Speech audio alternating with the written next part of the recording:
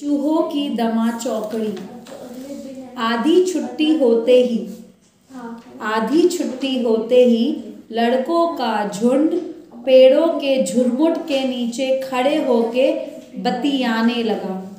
आधी छुट्टी मतलब इंटरवल ऐसा कुछ होते ही बच्चों का झुंड मतलब बहुत सारे बच्चे, बच्चों का झुंड मतलब बहुत सारे, झुरमुट मतलब पेड़ का झुंड, पेड़ के झुंड के नीचे, क्या पेड़ के झुंड के नीचे, काफी बड़ा पेड़ होगा उसके नीचे वो खड़े होकर बतियाने लगे, मतलब बात करने लगे।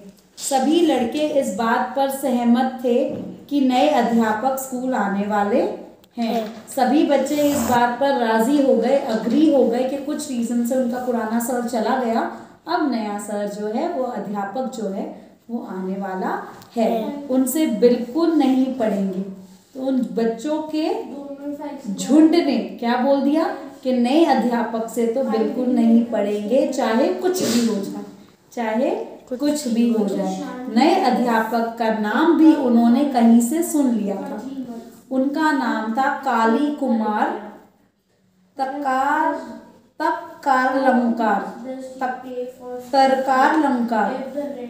ठीक है, तकार लंकार। छुट्टियों में सब अपने अपने घर चले गए, ठीक है, छुट्टी हो गई, सब अपने अपने घर चले गए। सारी छुट्टियां मौज मस्ती में निकल गई। ये हो सकता है बोर्डिंग स्कूल में पढ़ते होंगे बच्चे, तो सब अपने अपने घर चले गए और बड़ी छुट्टियां तो मौज मस्ती से निकल गई, पता ही नहीं चला। जैसे ही छुट्टियां खत्म हुई, लड़के अपने घरों से रेलगाड़ी में बैठकर स्कूल लौटने लगे। ट्रेन से वो स्कूल लौटने लगे, वो बोर्डिंग स्कूल में पढ़ते होंगे, ठीक है। तो बड़ी बड़ी छुट्टियों में तो उन्होंने एंजॉय कर लिया, अब वो सब लौटकर स्कूल आ रहे थे। लड़कों के बीच में एक लड़का कभी कभार कुछ अटपटी सी कविता कर लिया करता था। एक बच्चा बड़ा शैतान था, तो बड़ी उल्टी सीधी कविता करके सबका मजाक उड़ाता रहता था। उसी की रची कविता को लड़के ऊंची नीची आवाज में मजे ले लेकर गा रहे थे। तो वो जो भी कविता रचता था उल्टी सीधी, सारे बच्चे उसे कभी जोर से ऊंची आवाज में, कभी नीचे हल्की आवाज में गाते रहते थे। गाड़ी एक छोटे से स्टेशन पर रुकी और वहां से एक बूढ़े सज्जन भी, कोई बूढ़े आदमी जो बूढ़े सज्जन थे, वो गाड़ी में चढ़े। सामान के नाम पर उनके पास एक बिछोना था। बिछोना क्या होता है? दरी, कारपेट। बिछोना कारपेट तथा गोल मुंह वाली मिट्टी के 2-3 हांडी होती ना, मटके, हांडी थी। कितनी हांडियां थी? गोल मुंह वाली थी, उनका मुंह गोल था, जैसे हमारी पानी की मटकी सबके घरों में होती है, ऐसे उनके पास 2 से 3 मटकियां थी, एक बिछोना था, एक कारपेट था, जिनका मुंह कपड़े से बंद था। और वो जो हांडियां थी उनका मुंह खुला तो नहीं रखेंगे ना, तो वो कपड़े से बंधा हुआ था। साथ ही में एक टिन का ट्रंक था। पहले हमारे जैसे सुंदर सुंदर सूटकेस नहीं होते थे, एक बड़ा सा ट्रंक होता था, उसके अंदर ट्रंक होता था, स्टील का डब्बा, उसमें लॉक करके सारा सामान लेकर जाते थे। और थी कुछ छोटी बड़ी पोटलियां, और छोटी छोटी पोटलियां मतलब कुछ कपड़ों में कुछ चीजें बंधी हुई थी, पोटलियां लेकर जा रहे थे। लड़कों के समूह में सबसे ज्यादा शरारती लड़का बिच्छुकन ही था। जो गाने गाता था उसका नाम क्या था? बिच्छुकन।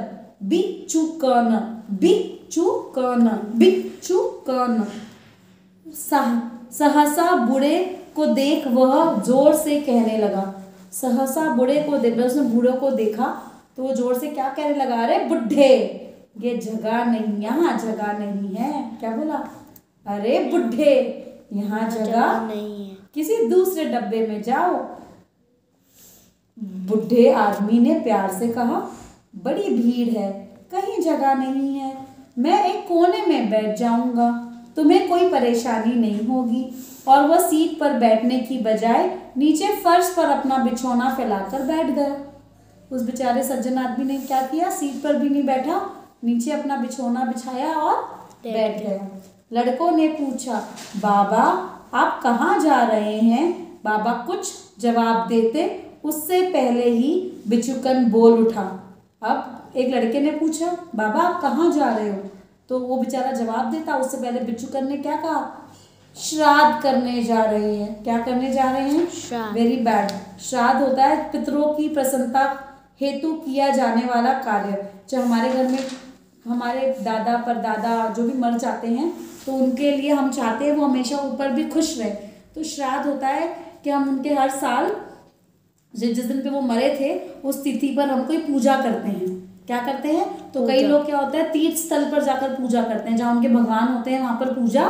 तो उस बच्चे ने गंदी बात क्या बोली कि वो तो श्राद्ध करने जा रहे हैं। बाबा हैरानी से बोले, श्राद्ध? किसका श्राद्ध? जवाब मिला, काले कुम्हड़े का, हरी मिर्च का। उसने क्या बोला? काले कुम्हड़े का। काले कुम्हड़े क्या होता है? मैंने कहा कुम्हड़े क्या होता है, देखते हैं क्या होता है। काले कुम्हड़े का, हरी मिर्च का। और लड़के एक सुर में बिचुकन की कविता का बोल गा उठे। और वो पागल तो बच्चे थे ही, वो गाने बोले, हरी मिर्च और काला कुम्हड़ा, जो बैठा है हो जाए खड़ा। हरी मिर्च और काला कुम्हड़ा, जो बैठा है हो जाए खड़ा। बदतमीज बच्चे थे।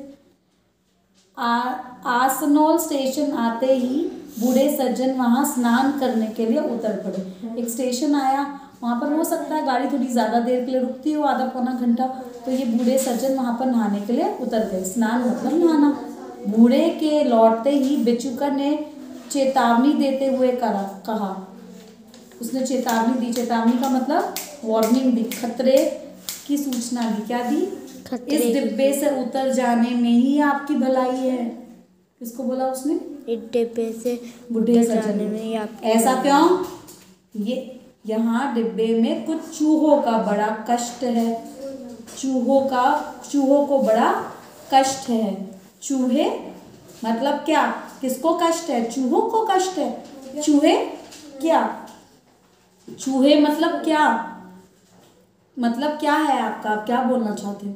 देखिए ना, चूहों ने आपकी हांडियों में घुसकर क्या धमाल कर दी है।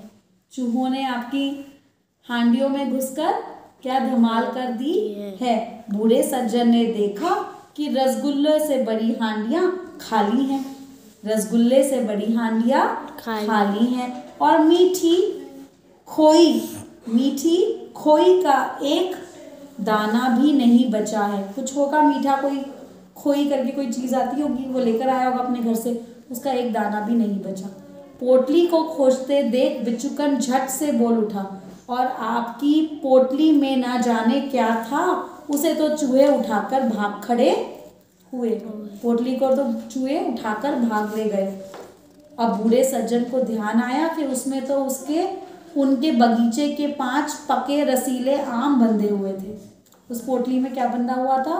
बगीचे के 5 पके हुए टेस्टी मीठे मीठे रसीले आम थे। बूढ़े सज्जन ने हंसकर कहा, लगता है चूहों को भूख लगी हुई थी।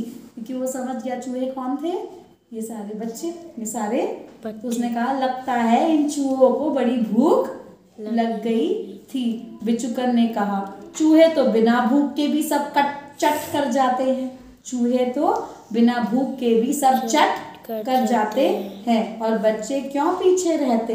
सभी कहने लगे। और बच्चे, अब उन्होंने हंस दिया तो ये थोड़े और फ्रेंड बन गए। क्या बन गए? बोला, बच्चे क्यों पीछे रहते? सभी कहने लगे, हाँ ऐसा ही है, कुछ और भी मिलता तो वो भी हम चट कर जाते। बूढ़े सज्जन ने मुस्कुराते हुए कहा, बड़ी भारी भूल हो गई। मुझे अगर मालूम होता कि गाड़ी चूहों से बड़ी पड़ी है तो मैं उनके लिए कुछ और भी ले आता।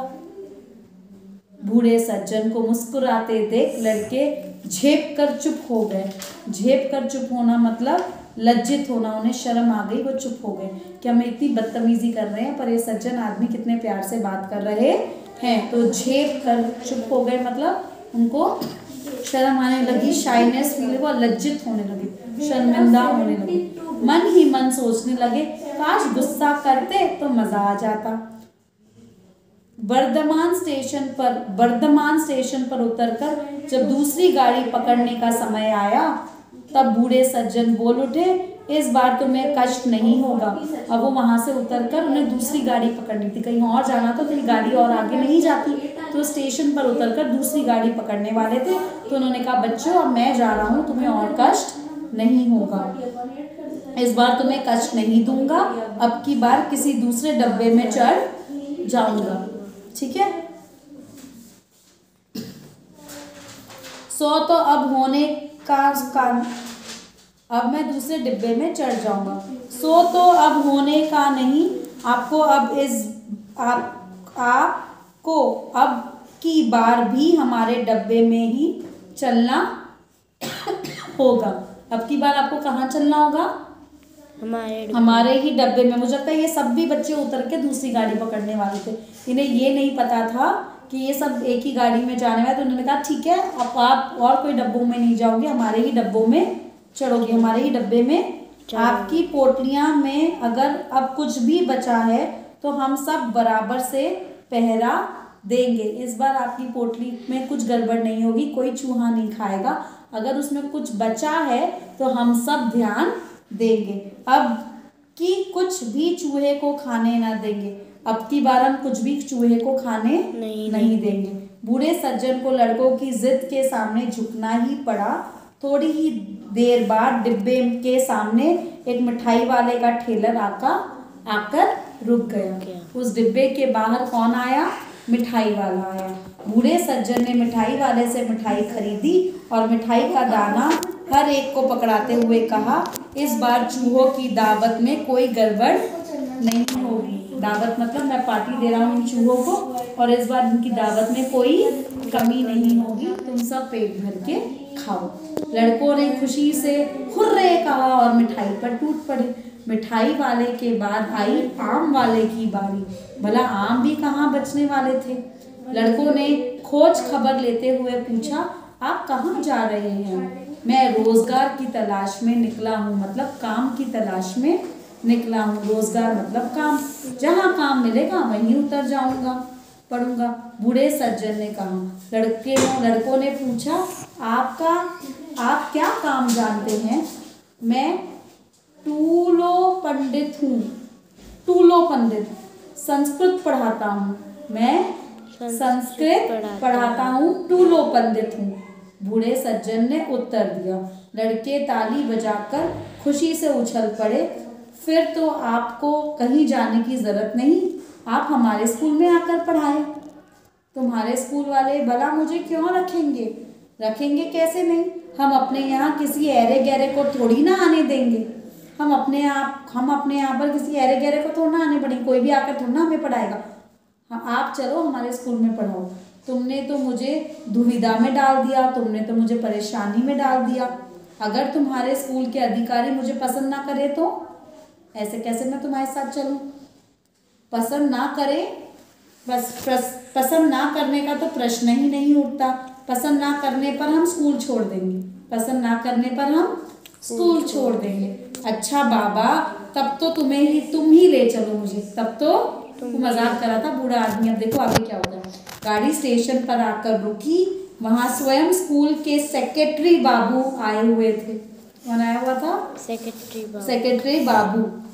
बूढ़े सज्जन को देखते ही उन्होंने आगे बढ़कर उनके पांव छुए और प्रणाम करते हुए बोले, आइए आइए तकारलंकर महाशय, आइए आइए तकारलंकार महाशय, आपके रहने का सब इंतजाम हो गया है।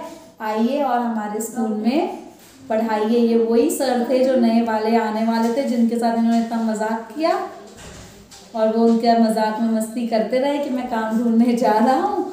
और ये तो वही सर थे जो इनको बंद मत करना पढ़ाने वाले थे। और मेरे बच्चों के फेस पे खुशी देखना चैप्टर सीखने के बाद। कैसा लगा चैप्टर?